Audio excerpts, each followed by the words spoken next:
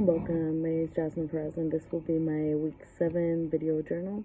And this week we are talking about dysgraphia and ways to support students in the class. And after reading the information provided for this week, what I found is I got a better understanding about how it impacts students' writing and how they express their thoughts. So most of the time what we see in students are their handwriting, and most of the time they can be like really sloppy, so poor penmanship in writing letters, inconsistent in sizing and spacing, slow writing, or quickly writing sloppy. So trouble holding the pen can also be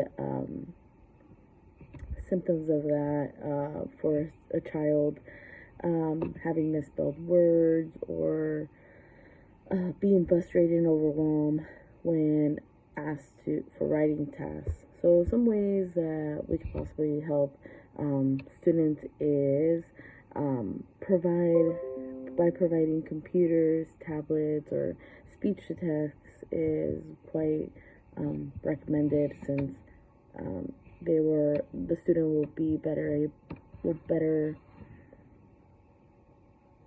to formulate what they want to say as they're speaking, so there is a better flow if instead of writing it. So modifying sometimes the assignments, offering alternative ways to complete a writing assignment might work for the student. Also, practice makes perfect, so implementing different writing activities to straighten their hand and penmanship can be also great supporting factors for the students, and also just encouraging them, using positive reinforcements, letting them know that their efforts are appreciated.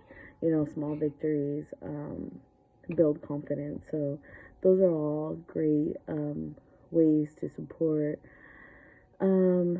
So while I haven't been able to have personal or professional experiences yet,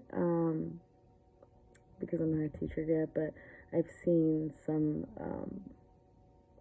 paper samples from students that they've turned in when I am in the classroom.